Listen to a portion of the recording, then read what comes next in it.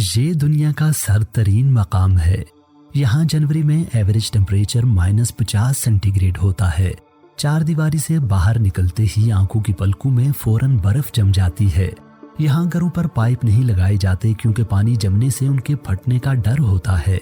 यहाँ सर्दियों में गाड़ी के इंजन को 24 घंटे स्टार्ट रखना पड़ता है क्योंकि अगर इंजन को कुछ देर के लिए बंद किया जाए तो इंजन ऑयल और पेट्रोल जम जाते हैं और फिर गाड़ी के स्टार्ट होने का कोई इम्कान नहीं रहता। ये कस्बा रूस की रियासत साइबेरिया में वाक़ है और इसका नाम है ओइम्याकोन। इंटरेस्टिंगली ओइम्याकोन के नाम का मतलब है ऐसा पानी जो जम नहीं सकता, लेकिन अपने नाम के बरखिलाफ ये इतनी सर्द जगह है कि अगर यहाँ उबलता हुआ पानी हवा में फेंका जाए तो वो फौरी तौर पर हवा में ही जम जाता है। यहाँ 2018 में टेम्परेचर -62 सेंटीग्रेड तक गया तो सर्दी की शिद्दत से टेम्परेचर बताने वाला आला इलेक्ट्रॉनिक थर्मामीटर फट गया। 1924 में यहाँ टेम्परेचर -71.2 सेंटीग्रेड रिकॉर्ड किया गया, जो नॉर्दर्न हेमिस्फीयर में सबसे कम रिकॉर्ड किया गया टेम्परेचर है।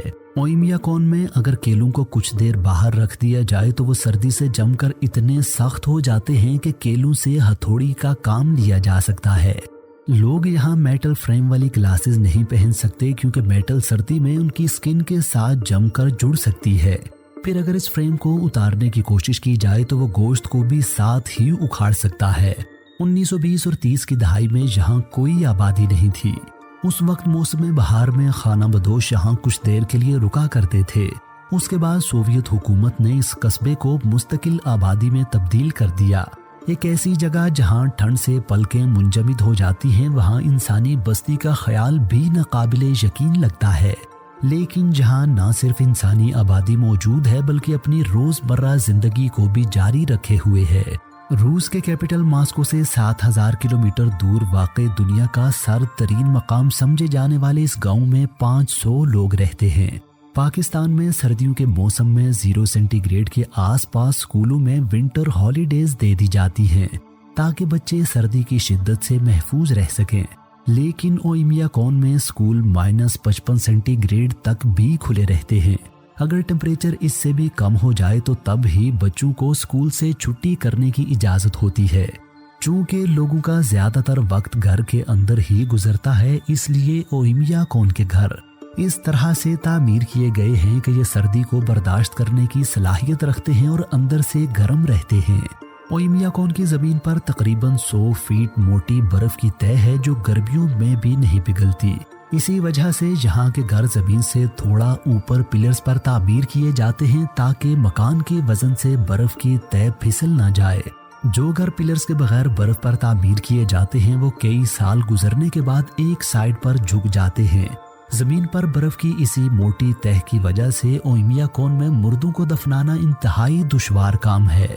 मुर्दे को दफनाने से पहले कई दिन तक आग जलाई जाती है ताकि ऊपर की बर्फ पिघलकर नीचे से मिट्टी वाली जमीन सामने आ सके।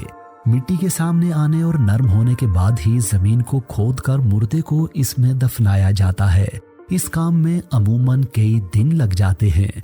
चूंकि यहाँ की जमीन बर्फ से ढकी रहती है इसलिए यहाँ कोई सब्जी नहीं उगती और यहाँ के लोग ज्यादातर गोश्त का ही इस्तेमाल करते हैं।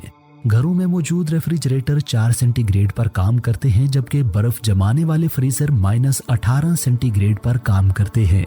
चूंकि ओइम्याकोन का एवरेज टेम्परेचर ही -50 सेंटीग्रेड होता है, लिहाजा यहाँ का सारा इन्वायरमेंट ही एक हाई टेक फ्रीजर के तौर पर काम करता है।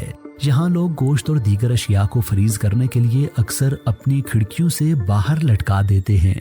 ओइम्याकोन की मछलियाँ भी पानी से बाहर निकलने के बाद 20 सेकंड्स के अंदर ही जम जाती हैं, लिहाजा उन्हें महफूज रखने के लिए रेफ्रिजरेटर की जरूरत नहीं पड़ती। ओइम्याकोन में घोड़े भी पाए जाते हैं जो दूसरी जगहों के घोड़ों के बरक्स जसामत में छोटे होते हैं। इसकी वजह यह है कि छोटी जसामत की वजह से इन घोड़ों को अपना जिस्म गर्म रखने में आसानी रहती है। यहाँ की गाड़ियों के शीशों पर 2 लेयर्स होती हैं ताकि अगर गाड़ी गर्म रखने के लिए हीटर चलाया जाए तो बाहर के कम दर्जा हरारत की वजह से गाड़ी फौरी तौर पर ठंडी ना हो जाए। दौरान सफ़र अगर गाड़ी ख़राब हो जाए और उसे 30 मिनट्स के अंदर अंदर ठीक ना किया जाए तो गाड़ी की सवारियों की मौत हो सकती है, क्योंकि फ़ोन के सिग्नल्स ना होने की वजह से इमदाद आना मुमकिन नहीं होता और गाड़ी खराब होने की वजह से मजबूरन गाड़ी से बाहर निकलना पड़ता है, जहां शदीद ठंड में ज्यादा देर जिंदा रहना मुमकिन नहीं होता। इन सब मुश्किलात के बावजूद सर्दियों में काफी बड़ी तादाद में टूरिस्ट इस जगह की खूबसूरती को देखने के लिए आते हैं और पलकों के जमने की परवाह नहीं करते। मेरे नाजुक तबा दोस्तों, अगर कभी सर्दी में आप कपकपा रहे हुए और नाशुक्री में खुदा से शिकवा कुना हुए, तो दुनिया के सर्द तरीन गाँव में बसने वाले शुक्रगुजार लोगों के बारे में जरूर सोचिएगा।